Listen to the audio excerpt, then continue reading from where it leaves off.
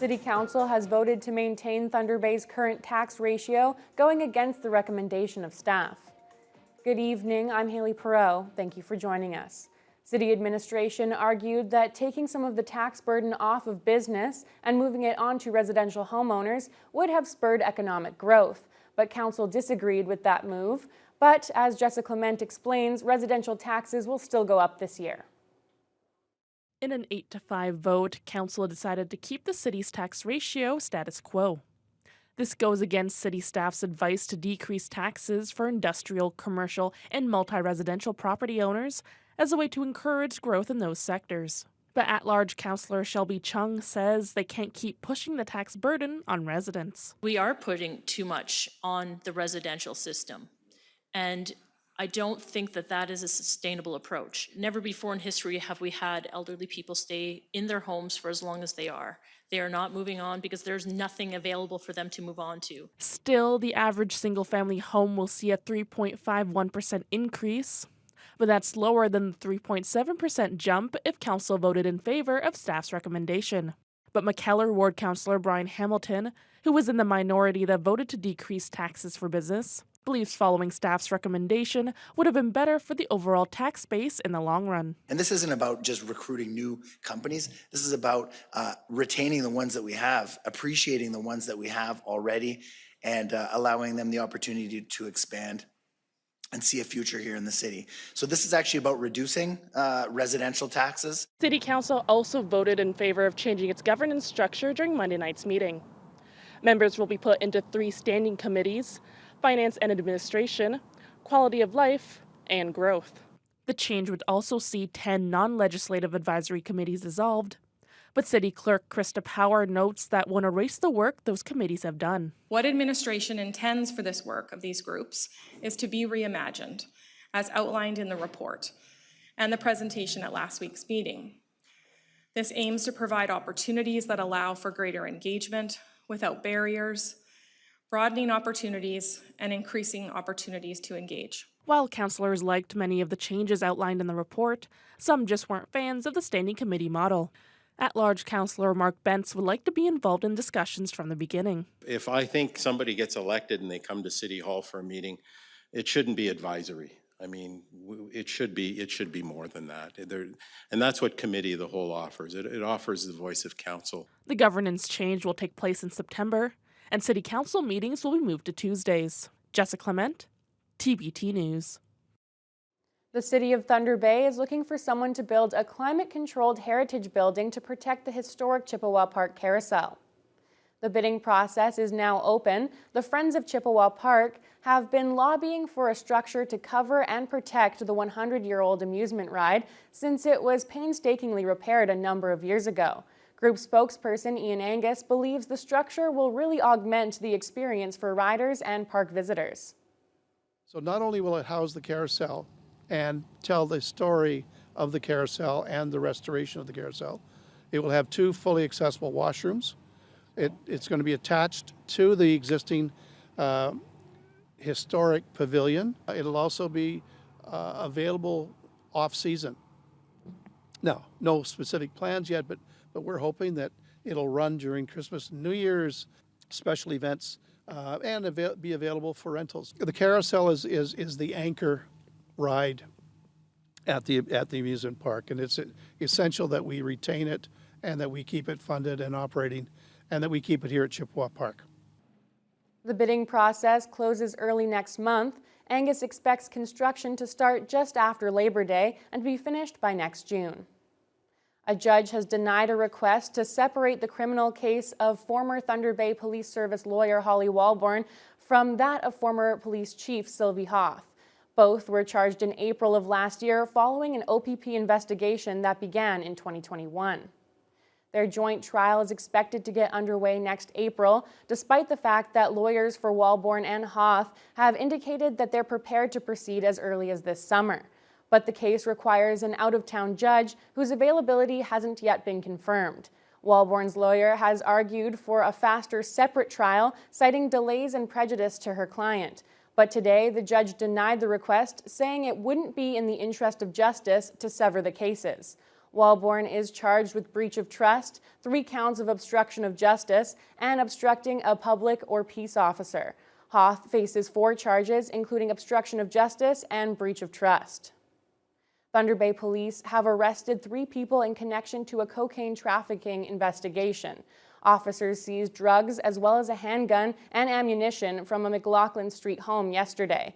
A 24-year-old from Oshawa faces 12 drug and weapons charges, while a 25-year-old from London and a 62-year-old Thunder Bay man have been charged with drug trafficking.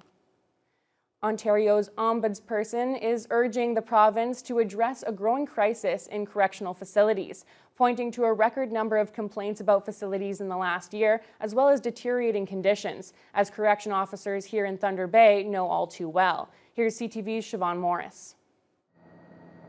Ontario's Ombudsman describes a correctional system in need of overhaul, and fast. The cauldron starts heating up and the pressures build. It's a system where he says conditions have been worsening, with complaints up 55% from last year.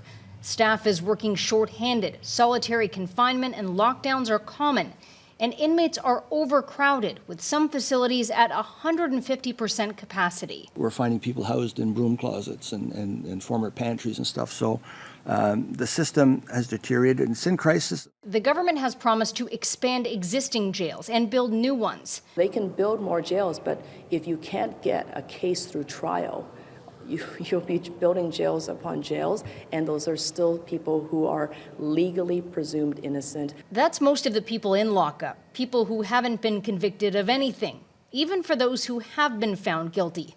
The Ombudsman says the system is falling short of its goal of rehabilitation. It's in our interest for those people not to come out more broken than when they went in. This criminal defense lawyer thinks a lack of political will may be the problem. It may be that there's a perception that the public doesn't like the idea that money is being spent on people who are in custody. But sometimes inhumane conditions inside are having an effect on the justice Ontario can deliver outside. We have sentences being reduced or charges being stayed because of the breaches of fundamental rights within those correctional facilities. That's a problem. It's a big problem. It's a scenario that played out at Maplehurst Correctional Complex in Milton in December 2023.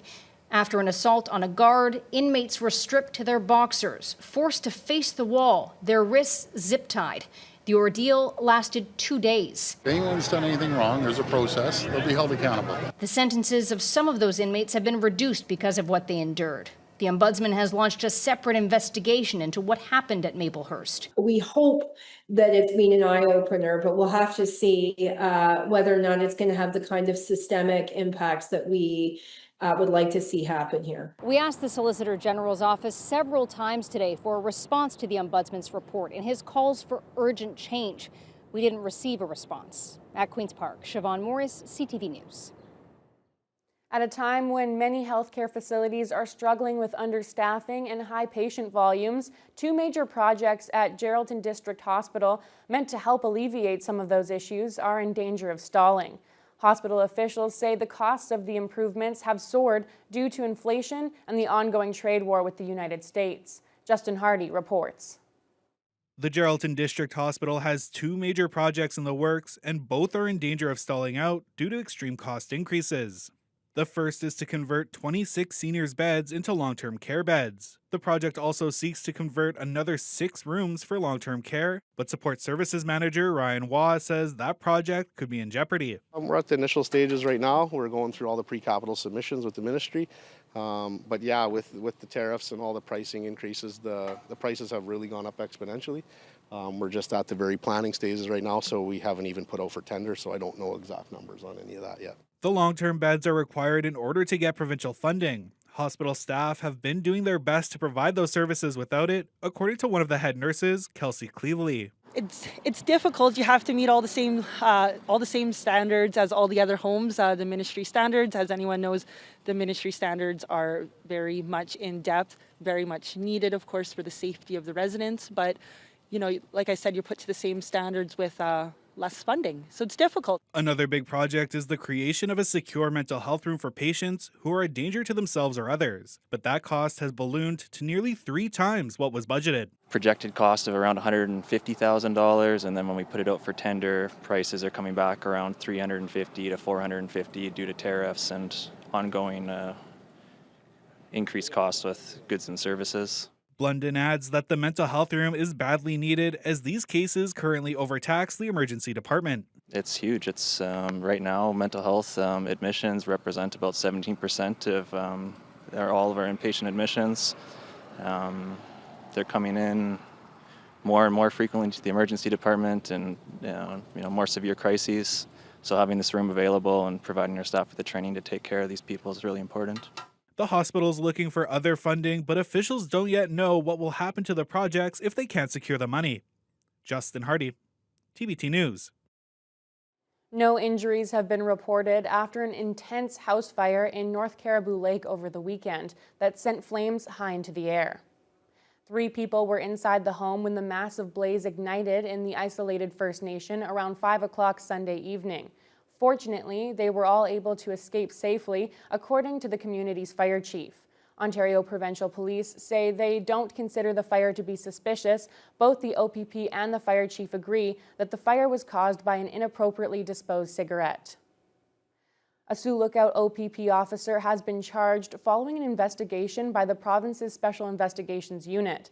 Constable Michael Berger is accused of assault in connection with an arrest of a 50-year-old man in that community back on January 31st. According to the SIU, the victim sustained serious injury during the interaction, but no other details have been released. Berger will appear in court in Sioux Lookout next month. The Regional Food Distribution Association, alongside Dougal Media's Rock 94 and 91.5 CKPR, held a live 12-hour fundraising broadcast today. It was called Broadcast to Build, and it encouraged residents and local businesses to donate money to help finish a major expansion. Ryan Graham reports. The RFDA's $7 million expansion will help the organization fight food insecurity across northwestern Ontario. It'll also provide education and training. Well, this is an important expansion to our organization.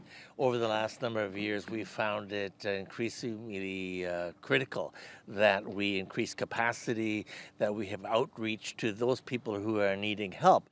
But it's also we're increasing the capacity for education and training, because this feeding people is one thing, but getting them out of the dependence on poverty and charitable giving is another thing. So we're trying to enable people to be independent and help communities grow.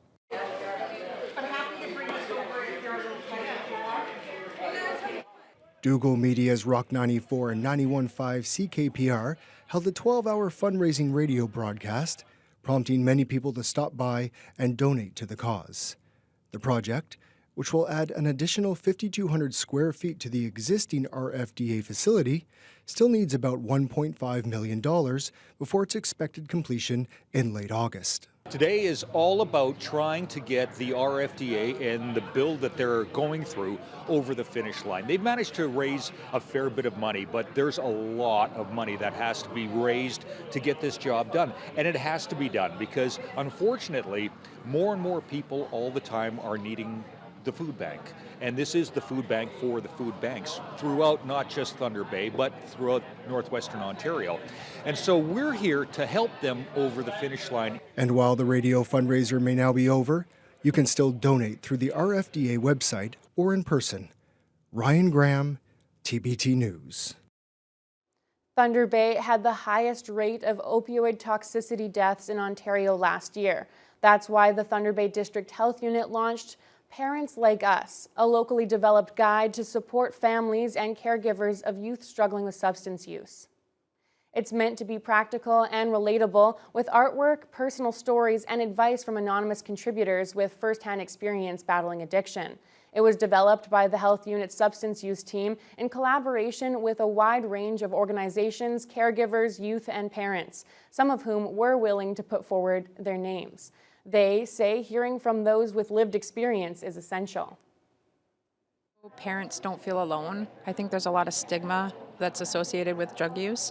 I think that not only for the person who is using substances, but for the parents. Sometimes that story is hard for parents to come to and to open up about, so they often leave it inside. So hopefully this will help people. Well, it's important that we as individuals, organizations, and agencies come together, and because it's a very prevalent issue, and it's an issue that has been the types of services and responses to those issues has been inadequate in the past.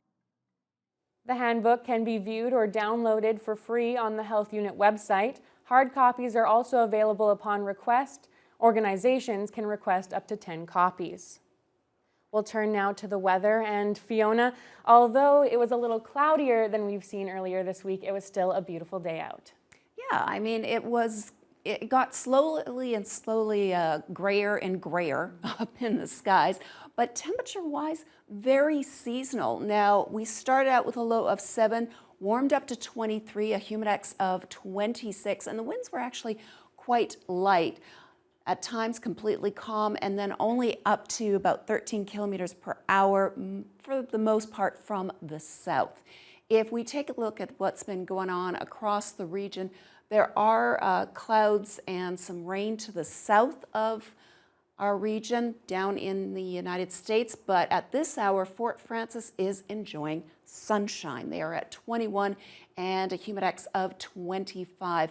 Most other locations not really seeing much in the way of humidex values, so these numbers are pretty indicative of what it feels like. Now, Red Lake currently at their high of 20 today. They have been seeing increasing clouds throughout the day, currently mostly cloudy. As you head eastward, we've got 21 in Sioux Lookout, Upsala, Atikoke, and Armstrong, so very consistent. Lots of sunshine earlier today in Armstrong and into Greenstone. It's just been in the last hour that the clouds have rolled in. Along the Lakeshore Marathon, a very chilly 14 at this hour, 18 in Nipigon, 19 in Wawa. Sault Ste. Marie, really quite chilly comparatively speaking to what they should be seeing at this time of year. They're currently partly cloudy and 16. Their high today was just 19. Here in the city of Thunder Bay tonight, we're going to drop down to a low of 12, so it's definitely going to be warmer than last night and mostly cloudy. For the next few days, the good news is it doesn't look like we're going to see much in the way of rain or reasonable rain, but we are going to see that kind of mixed bag, and that's going to give us a kind of a cloud-sun mix as we head into the weekend. All right, should be interesting. Thank you, Fiona.